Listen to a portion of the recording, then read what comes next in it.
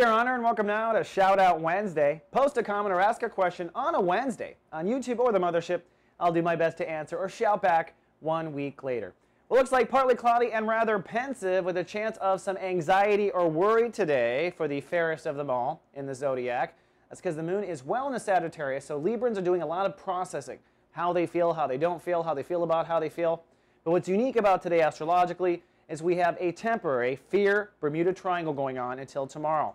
Watch the astro weather for what that looks like, but it comes down to the moon squaring the Venus-Uranus conjunction in Pisces and the moon squaring Saturn retrograde in Virgo, which means you might play some mind games with yourself today as it relates to whether or not your lifestyle is on course. Are you moving forward? Do you have the life you want? Do you have the car you want? Do you live in the house you want? How's your lifestyle going?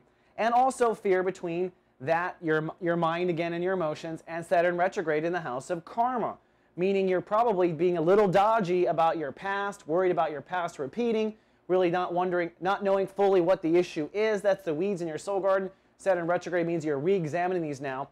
And really, the guiding light of the day is to go toward the lifestyle. Venus-Uranus conjunction says for Librans, there is a creative breakthrough going on in the next few days when it comes to how they look at lifestyle.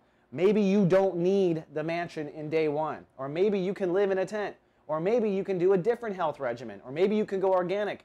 There are other ways of looking at it, and that's what Venus-Uranus is trying to say, I think, to Librans. Then finally, for our shout out goes to a golden-haired lion on YouTube who asked the question, with Saturn in retrograde in Virgo in the 12th house, are Librans facing karma differently than other signs face karma?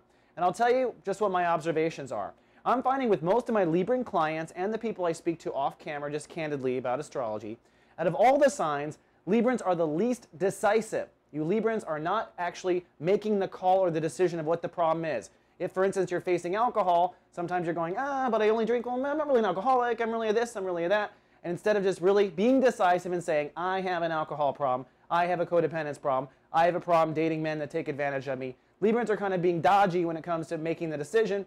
And as a result, you are kind of off track a little bit compared to the other signs I've seen when it comes to getting on the path of healing. Now, your opposite sign, Aries, was very, very conclusive, and you might want to go to an Aries for some advice on how to make the call or call a spade a spade.